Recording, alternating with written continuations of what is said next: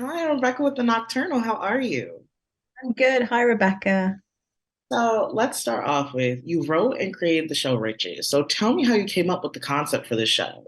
I just I wanted to tell a family business show because I think family businesses have like family dramas are great, but when you've got a business which is like money is involved in things, the stakes, the chaos, the drama, the conflict is heightened straight away.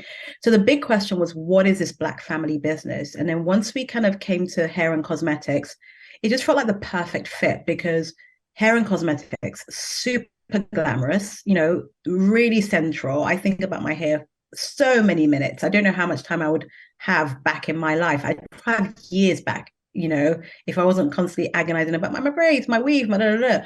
But it's but also beyond the kind of glam of that, this is an incredibly lucrative business, but yet weirdly, often we're not the people making the money at the heart of it. And secondly, Black hair is so politicized, and there is so much judgment tied to Black women and their hair and their choices. So I thought that world, one, is incredibly interesting because if this is a Black owned, Black run cosmetics and hair empire, it is about Black ownership, it's about Black agencies, it's about Black entrepreneurialism. But it also, but we can have fun with this stuff as well. But we also get to talk about more substantive themes about the gendered ways in which women are viewed by our community and by the wider culture. But also it's about colorism, it's about the stakes, so I think it was just a way to really tell a modern story that has substantive issues but also can look really great visually as well. Definitely. And I think that's one of the things I love most about while watching the show is that, like you mentioned, hair is so important, especially in Black and Brown cultures, because it's a part of our identity. It's how we express ourselves. And I also love the fact that Black excellence was so, like, throughout the whole entire show, you just saw Black excellence power, even though there was some drama, not even some, a lot of drama and conflict to get to the success. I just love those aspects because I feel like it helped everything flow together, you Mm-hmm. know? Yeah, no, definitely. I think the combination of both Black excellence and Black drama, which is you can be excellent, but you still have vulnerabilities, you still have things going on, you still get to have points where you're like, are the sacrifices worth it? But seeing that family pull together and those individuals pull together, I think is important. Right, right. And I read in an article where you described the show as a love letter to Black London. So, how important was it for you to create a project like this, especially when discussing representation? I write the show I want to see, and I hadn't seen this kind of show in the UK. I grew up in London, I was born in London, grew up in London. And most of what I learned about Blackness in my formative years were from Fresh Prince, were from Moesha, were from American shows.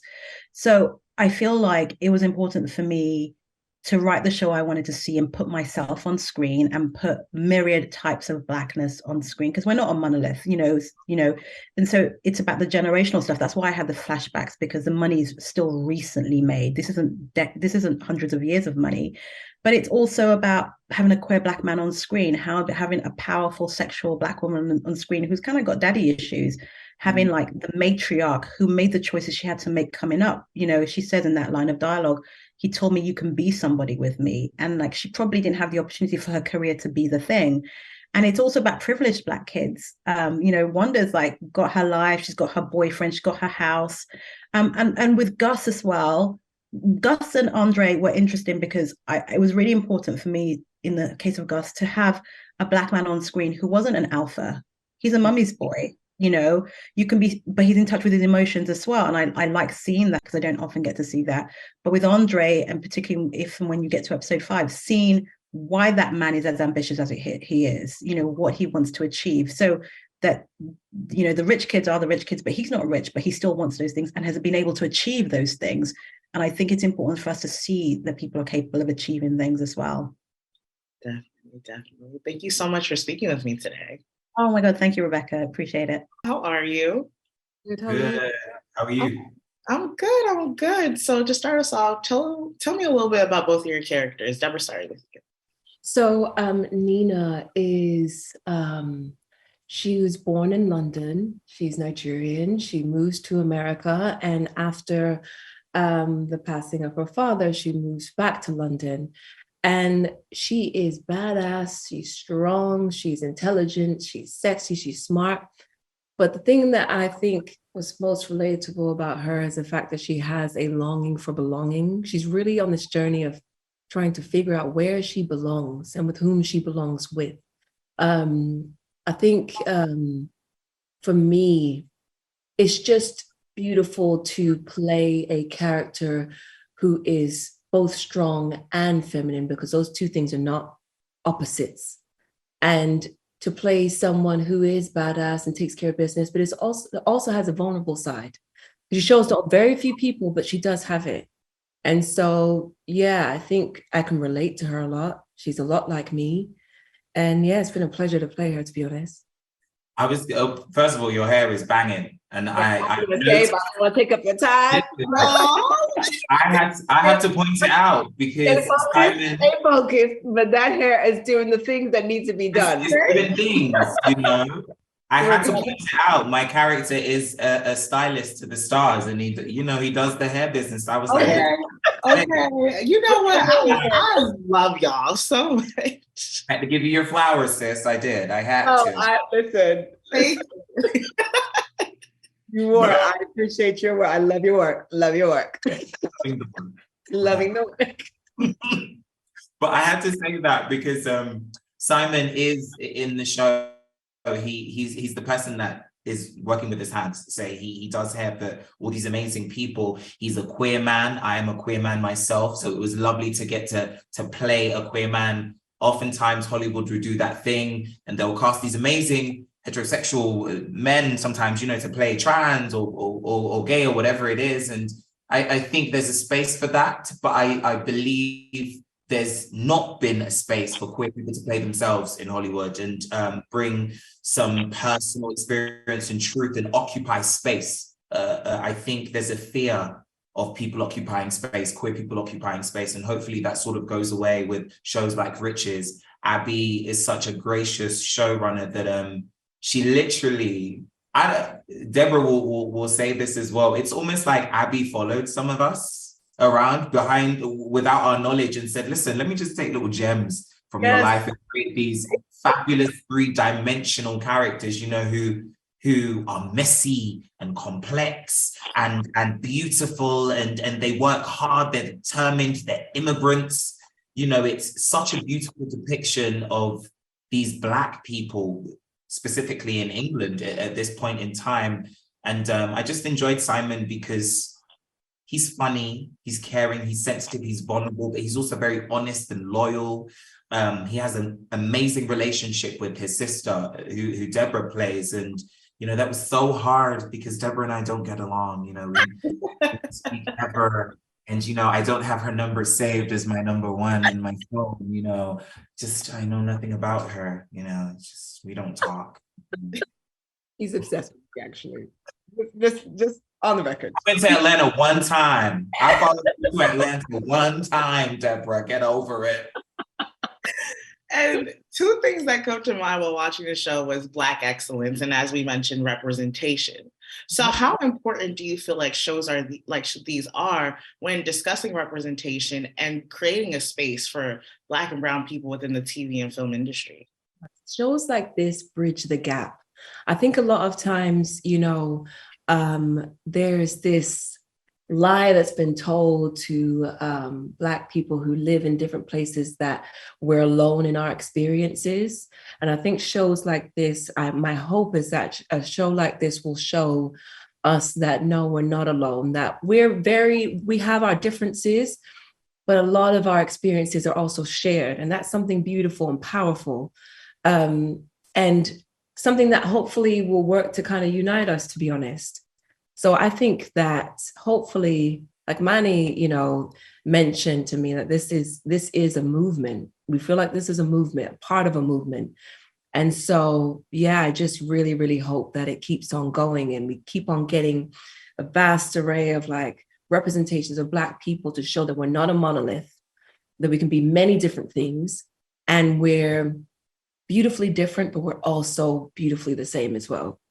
I was going to say it's exciting to see people that look like me occupying space. I was going to say that's very exciting. Oftentimes, we're told in the UK, especially, be grateful. Be grateful that you are the one that made it in the door. You be grateful and close that door behind you, because you're the only one allowed to be in the room. And I'm hoping projects like this, I'm hoping Riches is just the beginning, more seasons to Riches, absolutely, but also other shows that can show people of color not being a monolith, that was so complex in our being. I'm Nigerian of Nigerian heritage, but that doesn't mean I'm the exact same as that kid who's from Kenya or from Jamaica. Let's show all of us at the same time, not just one by one. You get to be popular for this decade, and then it's going to be somebody else. Listen, we can all exist. There's space enough for everybody. And I'm hoping this is just the beginning. Thank you guys so much for speaking with me today. You both are so beautiful. Oh, how are you with your hair? I tried just for y'all. Thank you. Bye. Thank you so much. See ya. I'm doing good. You look beautiful. Thank you. So do you. And this is morning. Is this how you rock up in the morning? I wish I could say I woke up like this, but it did take some effort. Yeah, but what time you get up to do the effort? Oh my gosh, you should see me in the morning with my bonnet. And Girl, that was me 35 minutes ago. You look great anyway. Thank you. So tell me a little bit about your character, Claudia. Claudia is, she's the matriarch of the family. She is, she's gung-ho, she's sexy, she's feisty. She's just, she makes mistakes, which I love as well. But she is not afraid to speak her truth, by the way. She'll fight for her family. She's strong. She's all the good things. And she's badass. So, yeah. Okay. Retweet on that. Okay. And one of the many things I enjoyed about the show is how the conflict helped guide the elements of the story. So as being a part of the entire process, what do you feel makes this show stand out or so unique? I think because for me, in its uniqueness, it's like I've not seen a show like this set in London at all. With a Black family at the forefront, two women at the forefront, two strong women at the forefront, who can go battle to battle, and they have similar qualities, which is really, everybody just looks gorgeous. So these are all new things to me, like I've seen, and when you put them in having that kind of monetary value, it's a whole different ball game. They have money, they're not afraid to use it, and so you're showing a family like that. That's unique to me. And also within it all, it's not all plain sailing. They're all struggling to survive and have agency within it all. It brings up certain challenges when you're talking about race and money, and when you have that kind of position of power, how you're challenged along the way, the constructs of that, like entering into a shop and someone's questioning who you are. You got a fancy car. How did you get that car? Those sort of things are. It's holding a lot. It's trying to hold a lot within it all. And I wanted to touch something that you mentioned. You mentioned how there are powerful women in the show, and how this is a representation of Black London, basically. So what did it mean to you to be a part of something like this?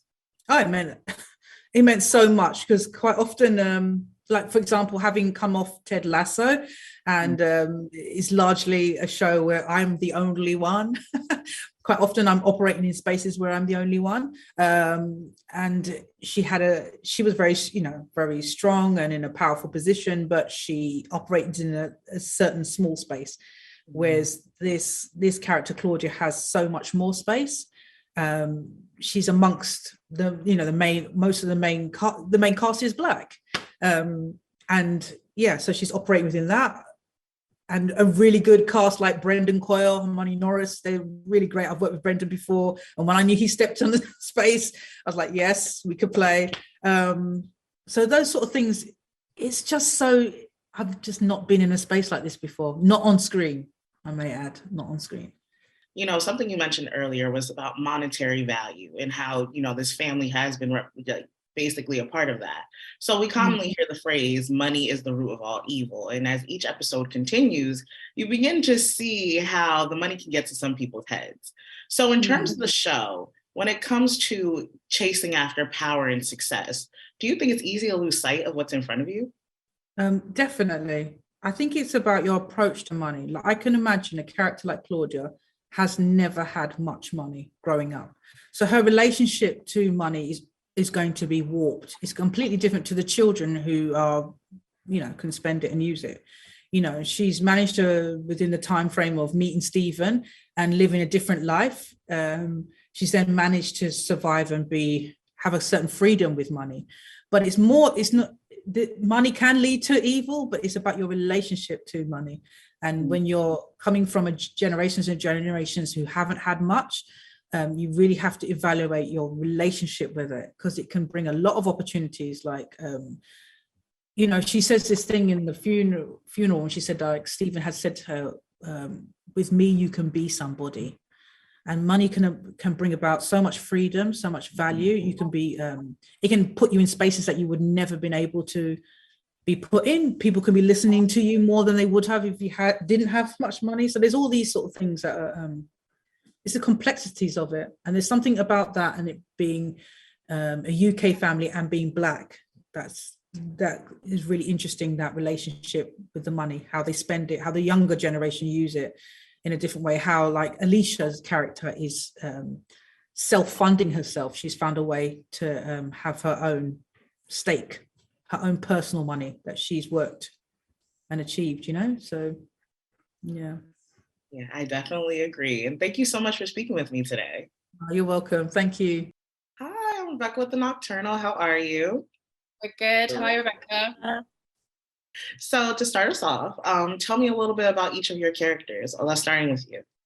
Oh, okay. So Gus is a young man who feels like he has a lot of weight, like wow, I can't remember English. He has this massive weight on his shoulders, a lot of expectations on him, and he loves his dad. He's trying to follow in his dad's footsteps, but he also loves his mom. He's a real mommy's boy sometimes. But yeah, he's a caring man who really cares about his family. Yeah, that's what I want to say. So Alicia is, super successful, has her own business, is really quite independent, comes across this exterior as quite tough and knows what she's doing, but actually deep down there's a lot of insecurities and vulnerabilities about her. I think she underestimates herself all the time, but I think her family also don't really also underestimate her as well. But I think she really grows and develops in the series, and it was so refreshing to sort of like grow with her and see her on that journey. Yeah. I would say Wanda is the baby of the family, but as you'll see within the series, she's absolutely not afraid of taking up any space. She understands her privilege, she understands her status, and she quite enjoys it and leans into it. She's not embarrassed by it at all. She's definitely a daddy's girl. She can see no wrong in her dad. And I always say that because she was the youngest, her dad was growing while she was growing, and so she really got the best out of him in comparison to the other siblings. And he's a big part of who she is today, someone who's confident, someone who comes across as quite self-assured, but ultimately she's a young girl trying to find out who she is in the world and what she has to offer. So she's figuring it out, really. And so while watching the show, I found myself going through a variety of emotions. I was happy, mad, sad, shocked, confused. And that's just to name a few. So what were your reactions when you guys first read the script? Oh, excited. Like I was super excited. I think that's it. I think I was super excited, and I really wanted to be part of the show. I couldn't wait to start filming. I couldn't wait to meet my fellow actors. I couldn't wait till this moment, till just when like we get to see it back.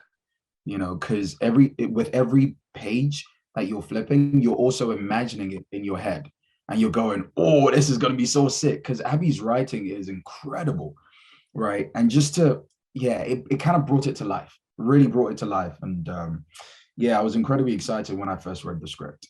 Yeah, just to sort of like echo what Ola said, I was absolutely over the moon to read the script. And I remember reading the first episode and messaging my agents like, oh, like, can I get more episodes? Because I need to read it. And then once I got all the episodes, I literally spent the whole day and night reading it. I think I was up until like 2 or 3 o'clock in the morning just reading it, because like you said, Rebecca, at one moment I was sad, I was angry, I was mad, I was confused. I was like, she did what now? He said what now?